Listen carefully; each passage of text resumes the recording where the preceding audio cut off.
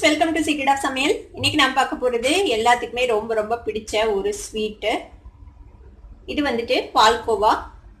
இந்த பால்கோவா வந்து யார் வேணாலும் ஈஸியா செஞ்சிடலாம். பிகினர்ஸ் கூட ஈஸியா செய்யலாம். இதுல வந்து எந்த பதம் அந்த மாதிரி எந்த ஒரு விஷயமும் இல்லை. இந்த பால்கோவால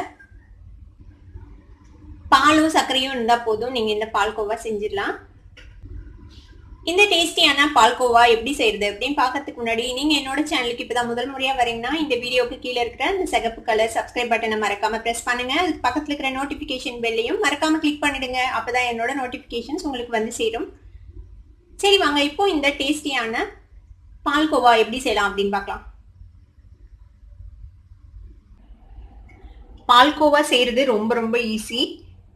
ரொம்ப ரொம்ப கம்மியான இன்க்ரீடியன்ஸ் தான் இதுக்கு தேவை. ரொம்ப பிகினர்ஸ் கூட இந்த ஸ்வீட் செய்ய முடியும். ஸ்வீட் செய்ய தெரியாதவங்க கூட இதை செஞ்சிடலாம்.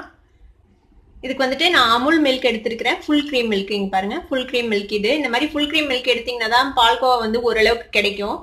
இல்லைன்னா நம்ம இவ்வளோ செஞ்சு இவ்வளோ தான் வந்ததா அப்படிங்கிற மாதிரி இருக்கும். நீங்கள் பால் வேற பால் யூஸ் பண்ணீங்கன்னா, அதனால முடிஞ்ச அளவுக்கு ஃபுல் க்ரீம் மில்க் யூஸ் பண்ணுங்க. இதுக்கு வந்துட்டு ஒரு 200 கிராம் அளவுக்கு சுகர் தேவைப்படும். 200 கிராம் வந்து கொஞ்சம் மைல்டா இருக்கும். உங்களுக்கு எச்சா வேணும்னா கொஞ்சம் சேர்த்தி போட்டுக்கலாம். நான் வந்து 1 லிட்டர் மில்க்குக்கு சொல்றேன் இந்த அளவு. 200 கிராம் சர்க்கரை. பால்கோவா செய்யறதுக்கு இன்கிரீடியன்ஸோட சேர்த்து இன்னொன்று முக்கியமா தேவை, அது வந்துட்டு பொறுமை.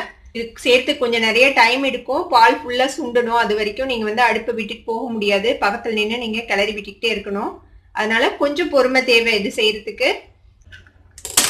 இப்போ ஒரு பேன் வச்சிருக்கிறேன். இன்னும் அடுப்பு பற்ற வைக்கல நான். இதுல வந்து நம்ம பால் விட்டுக்கலாம். இது வந்து நான்ஸ்டிக் பேன் எடுத்துக்கோங்க. நான்ஸ்டிக்னா உங்களுக்கு வந்துட்டு கீழே ஒட்டாது, உங்களுக்கு ஈஸியா செய்யலாம். இதுல வந்துட்டு நம்ம இந்த 1 லிட்டர் பால் விட்டுடலாம். அடுப்பு ஆன் பண்ணிக்கலாம். ஸ்டார்டிங்ல வந்து ஹைல வச்சுக்கோங்க, பால் கொதிக்க வரைக்கும். இப்போ இன்னொரு 1/2 லிட்டர் மில்கையும் இதுல விட்டுறேன்.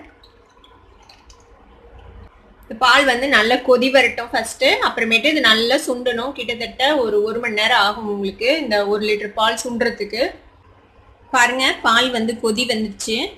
இது வந்து ஃபுல் க்ரீம் மில்க், அதனால வந்துட்டு சீக்கிரமே கீழே பிடிச்சிக்கக்கூடிய வாய்ப்பு இருக்குது. அதனால கிளறி விட்டுக்கிட்டே இருங்க. என்னதான் நான்ஸ்டிக்காக இருந்தாலும் கீழே பிடிச்சிக்கும் சம்டைம்ஸ். அதனால எப்போதும் லைட்டாக கிளறி விட்டுக்கிட்டே இருங்க. இப்படியே விட்டுட்டு போயிட்டீங்கன்னா கீழே பிடிச்சிக்கும். அப்புறமேட்டு பால்கோவா டேஸ்ட்டாகவே இருக்காது, நல்லா இருக்காது, தீஞ்சு போன மாதிரி ஆகிடும். நீங்கள் நான்ஸ்டிக் பேன் யூஸ் பண்ணுறது பெட்டர். இல்லை உங்ககிட்ட நான்ஸ்டிக் பேன் இல்லைன்னா ஒரு கொஞ்சம் அடி கனமாக இருக்கிற மாதிரி ஏதாவது ஒரு பாத்திரம் யூஸ் பண்ணுங்கள் இது காய்ச்சறதுக்கு. இது பொங்கி மேலே வந்துச்சுன்னா அப்போ வந்து ஃப்ளேமை கம்மி பண்ணிக்கோங்க. இந்த மாதிரி சைடில் வந்து ஆடை கிடச்சுன்னா அந்த ஆடையும் இதோட சேர்த்து விட்டுருங்க. இது வந்து கால்வாசி அளவுக்கு சுண்டணும். அந்தளவுக்கு நம்ம இதை வந்துட்டு காய்ச்சணும். அதுக்கப்புறமேட்டு தான் நம்ம சுகர் ஆட் பண்ணணும். இதில் நம்ம பக்கத்துலேயே இருந்து கிளறிட்டே இருக்கிறோம் அப்படின்னா நீங்கள் வந்து ஃபுல் ஃப்ளேமில் வச்சுக்கலாம். பாருங்கள், நான் வந்து ஃபுல் ஃப்ளேமில் தான் வச்சுருக்கிறேன். இப்போது ஒருவேளை உங்களுக்கு இடையில ஏதாவது வேலை வந்துச்சு அப்படின்னா நல்லா சிம் பண்ணி வச்சுட்டு அப்புறமேட்டு போங்க. பாலை அடுப்பில் ஊற்றி வச்சு ஒரு 20 நிமிஷம் ஆச்சு. கிட்டத்தட்ட இப்போ பாதி அளவுக்கு சுண்டி இருக்குது. இங்கே பாருங்கள், திக்காக இருக்குது பாருங்கள் பால். இப்போ இன்னும் பாதியாக சுண்டணும். இது இன்னும் ஒரு 20 மினிட்ஸ் ஆகும் இது சுண்டுறதுக்கு. நம்ம வெயிட் பண்ணலாம் அது வரைக்கும். கொஞ்சம் சுண்டிடுச்சுன்னா அதுக்கப்புறம் வேகமாக சுண்டிடும் உங்களுக்கு. பால் வந்துட்டு இப்போ ஒரு 3/4 வாசி அளவுக்கு சுண்டிடுச்சு. இது கிட்டத்தட்ட ஒரு 40 நிமிஷமா கொதிச்சிருக்குது இந்த பால். இப்போ நம்ம இதில் சுகர் சேர்த்திக்கலாம். சுகர் வந்துட்டு நான் மைல்டாக தான் சேர்த்த போகிறேன். உங்களுக்கு எச்சா வேணும்னா கொஞ்சம் சேர்த்திக்கோங்க. இந்த அளவு பாலுக்கு வந்துட்டு ஒரு 200 கிராம் அளவு சரியா இருக்கும். ரொம்ப சர்க்கரை இருந்துச்சுன்னா ஒரு மாதிரி திகட்டும், நல்லா இருக்காது சாப்பிட்றதுக்கு. நம்ம சர்க்கரை போட்டதுக்கப்புறம் திருப்பி இது மெல்ட் ஆகும். திருப்பி பால் மெல்ட் ஆகி திருப்பி நீர்த்து போன மாதிரி ஆகும். திருப்பி திக்காய்க்கும்.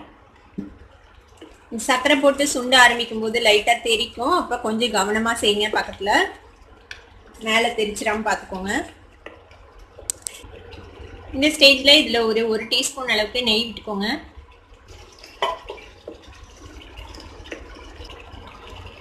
கொஞ்சமாக ஏலக்காய் தூள் சேர்த்திக்கலாம். இது வந்து ஆப்ஷனல் தான். உங்களுக்கு பாலோட ஸ்மெல்லிலேயே விட்டுறதுனால விட்டுடலாம். ஏலக்காய் தூள் போட்டிங்கன்னா அது ஒரு ஃப்ளேவர்ஃபுல்லாக இருக்கும். தேவைப்பட்ட ஆட் பண்ணிக்கோங்க, இல்லைன்னா அவாய்ட் பண்ணிக்கலாம். பாருங்க, நல்லா திரண்டு வந்துடுச்சு. இப்போது இந்த ஸ்டேஜில் இந்த அளவுக்கு தளதளன்னு இருக்கும்போது இறக்கிடுங்க. அப்போ தான் சரியாக இருக்கும். ஆறுச்சுன்னா எனக்கு கொஞ்சம் திக்காயிடும் பால்கோவா.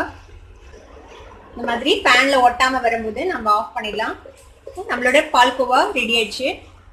சரியா எனக்கு 1 மணி நேரம் ஆச்சு பாலை நம்ம அடுப்புல வச்சதுல இருந்து.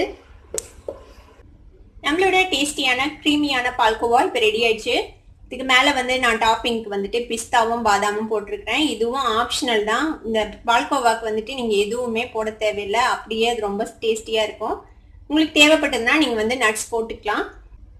இந்த பால்கோவாவை நீங்களும் ட்ரை பண்ணி பார்த்துட்டு எப்படி இருந்தது அப்படின்னு எனக்கு கமெண்ட்ஸில் ஃபீட்பேக் கொடுங்க. இந்த வீடியோ உங்களுக்கு பிடிச்சிருந்ததுன்னா சப்ஸ்கிரைப் பண்ணுங்க, பக்கத்தில் இருக்கிற பெல் ஐக்கானை கிளிக் பண்ணுங்க. அப்போ தான் என்னோட நோட்டிஃபிகேஷன்ஸ் உடனே உங்களுக்கு வந்து சேரும். லைக் பண்ணுங்க, ஷேர் பண்ணுங்க. தேங்க்யூ ஃபார் வாட்சிங் this video viewers. Bye bye.